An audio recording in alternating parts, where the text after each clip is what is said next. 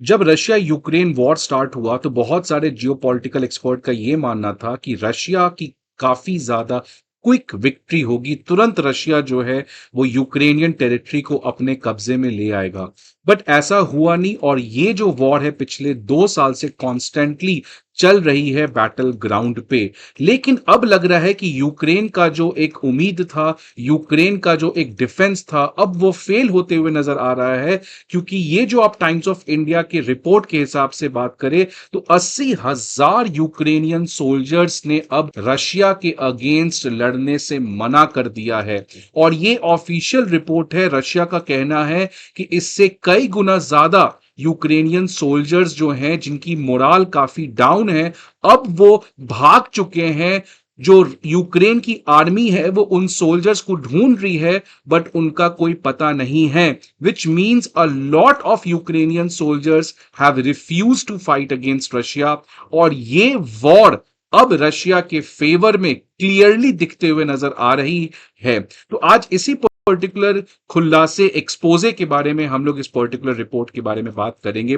अब ये जो रिपोर्ट आया है इसमें कहा गया है कि there has been a mass desertion has hit the Ukrainian force, मतलब बहुत बल्क में यूक्रेनियन जो सोल्जर्स हैं वो भाग चुके हैं। और यूक्रेनियन सोल्जर्स जो हैं वो अब वापस आने का नाम नहीं ले रहे हैं। ये रिपोर्ट की अगर बात करें तो 80,000 क्रिमिनल केसेस चल रहा है उन यूक्रेनियन सोल्जर्स के ऊपर जो बैटल ग्राउंड से भाग गए हैं और अब बुलाने के बावजूद ये बैटल ग्राउंड में वापस नहीं आ रहे हैं। तो उनको बुलाने के लिए उनके खिलाफ क्रिमिनल केस भी चल रहा है। मतलब यूक्रेनियन फोर्स का जो डिफेंस है वो अब बिखरते हुए नजर आ रहा है। और ये कोई टाइम्स ऑफ इंडिया की केवल रिपोर्ट नहीं है, बल्कि कुछ महीने पहले सीएनएन ने भी इस तरीके के रिपोर्ट को एक्सपोज किया था। Outgunned and outnumbered Ukraine military struggling with low morale and desertion. तो सीएनएन के रिपोर्ट के हिसाब से भी ये कहा गया था कि पिछले कई महीने से यूक्रेनियन आर्मी और यूक्रेन के जो सोल्जर्स हैं वो काफी ज्यादा अंडर कॉन्फिडेंस, डीमोरल से गुजर रहे हैं। बट आगे बढ़ने के पहले अनअकैडमी आईएएस का चौथा ऑफलाइन ब्रांच पटना सेंटर पे ओपन हो चुका है। हमारे बैचेस 27 सितंबर को इंग्लिश और हिंदी दोनों मीडियम्स में स्टार्ट होने जा रहे हैं।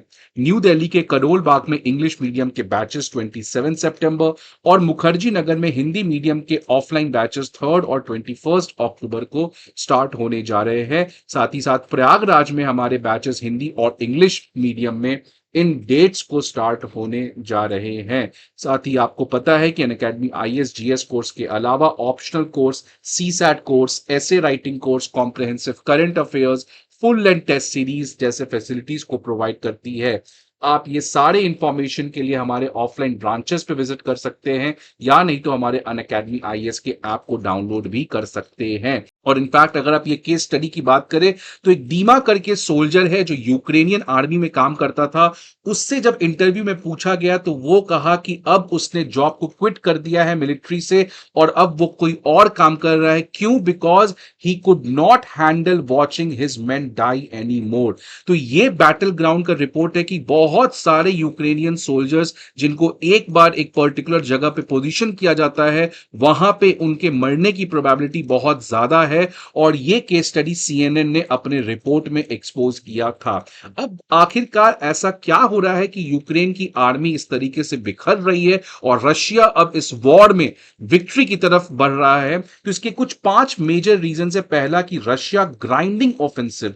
रीसेंट टाइम्स में आप देखोगे कि यूक्रेन ने कर्क्स रीजन में थोड़ा सा सक्सेस लिया था, लेकिन उसके बाद जिस तरीके का रशिया का ऑफेंसिव आया है खासकर ड्रोन्स के थ्रू, उसके थ्रू बहुत ज्यादा कैजुअलिटीज यूक्रेनियन आर्मी में देखने को मिला है। बहुत सालों से सोल्जर्स जो हैं यूक्रेन के वो कॉन्स्टेंटली बैटल पे लड़ रहे हैं। ना उनके पास एम्यूनिशंस हैं, ना उनके पास प्रॉपर फूड है, ना उनका जो फैमिली लाइफ है वो कंप्लीटली डिस्कनेक्ट हो चुका है। तो साइकोलॉजिकली, मेंटली और फिजिकली वो काफी ज्यादा एग्जॉस्ट और डीमोरलाइज्ड हैं। यूक्रेन का जो नया मोबिलाइजेशन लॉ था, आपको पता है जब से रशिया यूक्रेन वॉर स्टार्ट हुआ तो यूक्रेन अपने आर्मी को बढ़ाने के लिए एक मोबिलाइजेशन लॉ लाया था, जहां पे वो कंपल्सरली अपने यूथ को एक फिक्स टाइम के लिए, जो कि था लगभग 1 साल या 1.5 साल, किसी किसी केस में 1.5 साल, किसी केस में 1 साल, तो कंपल्सरली यूक्रेनियन यूथ को 1 से 1.5 साल तक आर्मी में काम करना था। बट जैसे ही इनका टेन्योर खत्म हुआ, ये अब वापस नहीं आ रहे हैं। तो उस समय यूक्रेन की आर्मी की स्ट्रेंथ तो बढ़ गई थी because of mobilisation law, but अब वो जो लोग मोबिलाइज हुए थे, जो यूथ मोबिलाइज हुए थे, अब वो बैटल ग्राउंड पे वापस नहीं आ रहे हैं।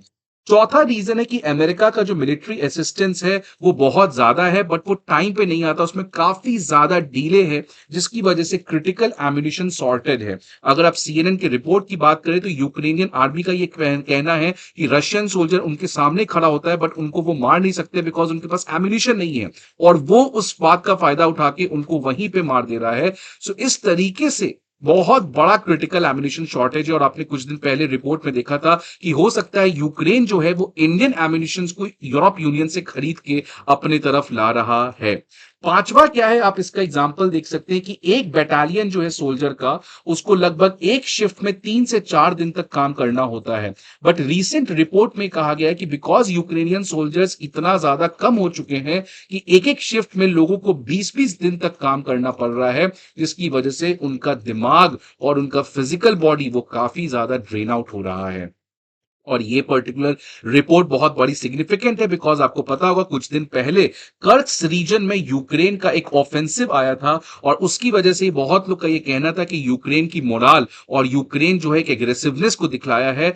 बट अगर आप सीएनएन की रिपोर्ट की बात करें तो ये एक बहुत बड़े कॉस्ट के साथ आया था कि ऑल्दो 5% यूक्रेन कर्स्क रीजन में थोड़ा सा अपना ऑफेंसिव दिखलाया था, बट उसके बाद जो रशिया का रिटेलिएशन हुआ है, जो रशिया का काउंटर ऑफेंसिव एक्शन है, इसकी वजह से यूक्रेन आर्मी इस पर्टिकुलर रीजन में जो डोनेस्क और लुशांक वाला रीजन है, वहां पे कल लगभग कोलैप्स कर चुका है।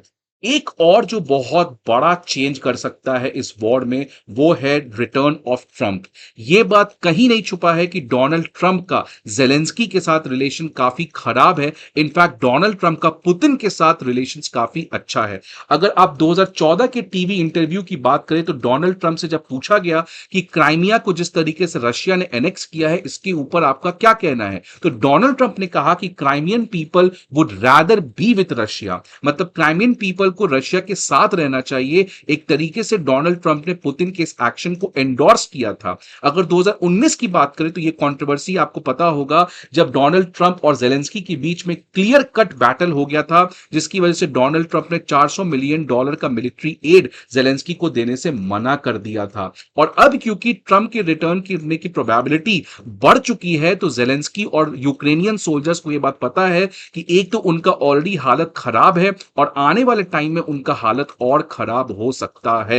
अगर आप सितंबर 24 जो कल का रिपोर्ट है इसकी बात करें तो डोनाल्ड ट्रंप ने कहा है कि जेलेंस्की जो हैं वो डेमोक्रेट्स को चाहते हैं कि वो अमेरिकन इलेक्शन को जीते। तो ये क्लियर कट है कि ट्रंप के आने के बाद यूक्रेन को जो अमेरिका का कमिटमेंट है उसमें एक सिग्निफिकेंट ड्रॉप देखने को मिलेगा, और ये वहां की आर्मी और सोल्जर्स को अच्छे तरीके से पता है। बात आता है कि जेलेंस्की को करना क्या चाहिए। सीधा क्लियर कट बात है कि जेलेंस्की जो है एक वो सुइसाइडल मिशन पे है।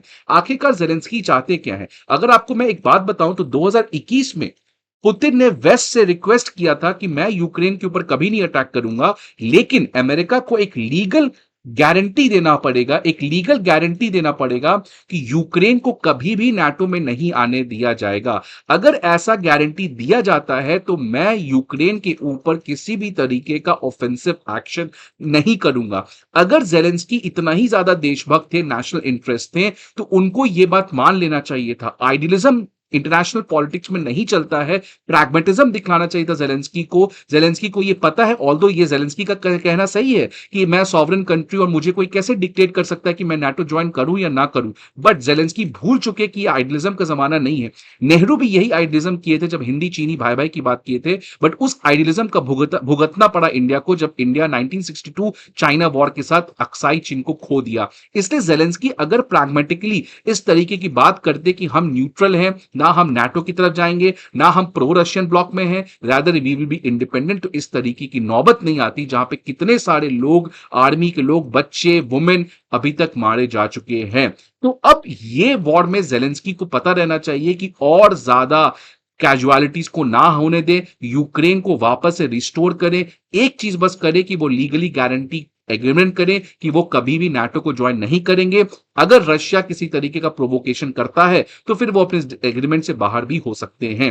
लेकिन अब वेस्ट को और साथ ही साथ बाकी जितने भी कंट्रीज हैं उनको जेलेंस्की पे दबाव बनाना चाहिए कि बहुत हो चुका इस तरीके के हेरोइक एक्ट, जो आप अपने आप को हीरो एस्टैब्लिश करना चाहते हो। बट अब आपको पता है कि at the end Russia is a nuclear power country, at the end Russia has one of the biggest military, at the end अगर आप इस रिपोर्ट की बात करें तो रशिया की इकोनॉमी, जो वेस्ट ने सोचा कि रशिया की इकोनॉमी के ऊपर सैंक्शन लगा के हम रशिया की इकोनॉमी को बर्बाद कर देंगे, अगर वेस्टर्न ऑर्गेनाइजेशन आईएमएफ की बात करे तो रशिया जो है वो सारे एडवांस्ड इकोनॉमीज में सबसे तेज रेट से बढ़ता हुआ इकोनॉमी है। और रशिया की इकोनॉमी 3.2% से ग्रो करेगी, which is more than UK, France and Germany. तो रशियन इकोनॉमी जो है वो बहुत रेजिलियंट है, बहुत रोबुस्ट है, उसकी आर्मी की मोरल काफी अच्छी है और रीसेंट टाइम्स में ड्रोन्स और इन थ्रू के एग्रेशन को भी इसने बढ़ाया है। और एक बात क्लियर है कि अगर रशिया इस वॉर में कभी भी किसी तरीके से हारेगा तो उसके पास न्यूक्लियर वेपन और बहुत सारे सोफिस्टिकेटेड टेक्नोलॉजीज हैं। इसलिए जेलेंस्की को अब अपने फीट पे खड़ा होना चाहिए। He standing on his head, he needs to stand on his feet to understand what is the ground reality and take the best action which is favourable for the national interest of the Ukrainian. So for this I leave up to you. आप comment box में बताएं कि आपके हिसाब से Zelensky को क्या करना चाहिए। क्या जेलेंस्की को और ऑफेंसिव करना चाहिए या जेलेंस्की को रशिया के साथ एक प्रैग्मेटिक अपने ईगो को कम करके एक एग्रीमेंट करना चाहिए। सो आप इस आंसर को जरूर कमेंट बॉक्स में बताएं। I hope you like the video. Please like the video अगर आपको अच्छा लगा and see you again in the next video. Till then bye, good bye, take care. An Academy. Let's crack it.